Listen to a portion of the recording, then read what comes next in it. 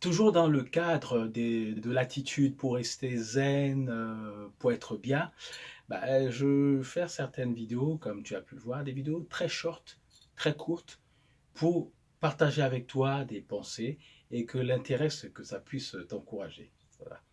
J'espère que tu vas bien. Là, je pense ça aujourd'hui à une expression que je dis souvent pour ceux qui me connaissent, quand je dis on fait avec. C'est une expression que d'autres également utilisent de temps en temps, ils disent on fait avec. On fait avec, c'est une manière de dire que les attitudes des autres ou ce qui se passe autour de soi doivent être considérées comme des données mathématiques ou bien comme des données informatiques.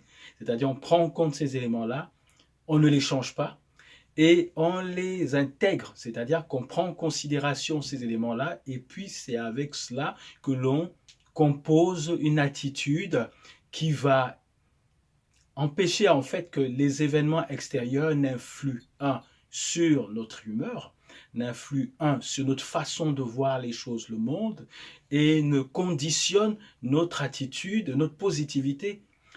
De telle sorte que ce qui vient de l'extérieur, quand on l'administre, on se dit, je prends, c'est une donnée, je ne modifie pas.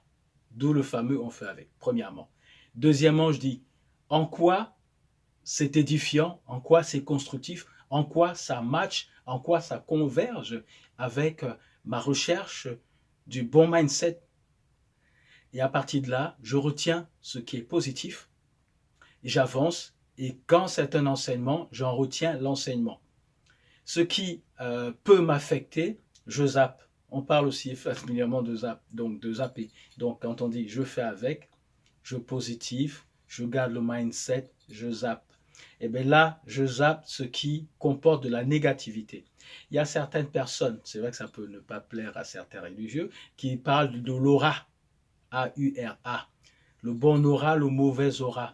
Effectivement, qu'on le veuille ou non, tout ce monde est énergétique, puisque l'électricité, vous voyez que ça dégage de l'énergie, vous en fait vous en voyez les résultats. Vous n'avez pas la source, vous ne la voyez pas. Mais quand vous regardez même les atomes, tout ce qui est infiniment petit bouge, donc c'est la microénergie. C'est un long chapitre, je ne vais pas m'étendre sur la question aujourd'hui. Et les pensées sont aussi des microénergies, parce que dans le cerveau, pour qu'il y ait pensée, il y a une manifestation de l'activité du cerveau.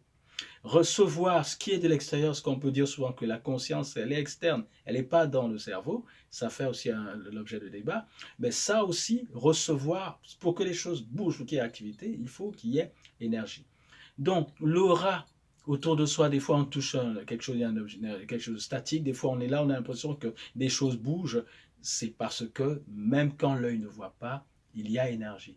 Donc tout ce monde est énergie, tout l'univers est énergie, qu'on soit religieux ou pas religieux, tout l'univers est énergie. Et la perception, c'est ressentir les choses. Et derrière la perception, ça génère dans le cerveau qui l'interprète ce qu'on appelle les pensées, derrière lesquelles il y a de la réaction suite aux pensées ou de l'action suite aux pensées. Ça aussi, ça fera l'objet des champs d'investigation ultérieurement, mais il y a beaucoup d'écrits là-dessus avec des personnes beaucoup plus averties que moi sur la question. Donc, on reçoit, on en reste à l'aura, on parlait de l'aura. L'aura, c'est comme si on dit je ressens les ondes, alors positives ou négatives, je ressens des choses, positivement ou négativement, on peut arriver quelque part, on ne sent pas bien le truc. On arrive quelque part, on ne sent pas bien l'environnement. Donc ça c'est l'aura. Et soit aussi quand on n'est pas bien, on dégage, c'est comme on dit dégager quelque chose, le fameux quelque chose qui n'est pas très clair, on dégage quelque chose de négatif ou de positif. Donc l'intérêt, c'est quand on intègre ce que je disais tout à l'heure, quand on intègre ce qui vient de l'extérieur, l'idée c'est qu'est-ce qu'on en fait dans son fort intérieur, dans son soi, dans son moi, et puis comment est-ce que l'on dégage, comment est-ce que l'on utilise ça pour continuer dans cette positivité, parce que cette positivité-là permet de dégager effectivement ce qu'on peut dire, qu'on peut appeler un bon aura. Ça c'est important, pourquoi? Parce que qu'on le veuille ou non, ce monde est individualiste. Ce monde aussi, comme quand chacun fait ses affaires et bouge de son côté, comme on dit à qui mieux meut, à chacun pour soi, Dieu pour tout ça. Justement, ce qui fait que quand on a ses préoccupations, ses soucis, on est souvent seul avec soi-même, ses soucis. Alors, on va les partager peut-être avec quelqu'un qui, soit on n'en a pas grand-chose à faire, soit les prend à cœur aussi. Mais ce qui est donc important, c'est le moi et le fort intérieur qui est dans moi, comme si finalement dans mon moi, il y a un autre moi qui est un conseiller. Mais à partir de là, que ce soit ce conseiller-là qui prend aussi sa source d'extérieur et moi-même qui intègre et ingère des choses, que à partir de là, je me constitue effectivement ce corps de positivité, ce corps âme-esprit de positivité. J'échange avec les gens là-dessus. Ça rentre dans le champ ni plus ni moins du développement personnel et on n'a pas besoin d'aller à l'école pour ça. Il faut qu'on en soit intéressé et qu'on ait un peu de sensibilité. Si je m'intéresse à la question, donc je me documente par rapport à cette question-là et puis je peux apporter effectivement aux autres comme les autres peuvent m'apporter sur la question. Voilà, donc ce que je voulais partager aujourd'hui, c'était parce que le mot de la fin et que je pourrais redire et développer une autre fois, c'est Voltaire qui disait, peu importe la vie de Voltaire, ayant été à un moment donné chrétien, pas chrétien, peu importe, Voltaire est un penseur, littérateur, essayiste, philosophe, scientifique quelque part. On va dire plutôt philosophe, ok. Eh bien, Voltaire, et parce que philosophe, c'est l'attitude, effectivement, par rapport à la vie, entre autres définitions. Voltaire disait, j'ai décidé d'être heureux. C'est bien, c'est bon pour la santé. Donc, être heureux est une décision, et ça va avec ce que je disais à l'instant, le mindset, l'attitude par rapport aux événements extérieurs, comment on les ingère et comment on en fait usage. Parce qu'on décide d'être bien.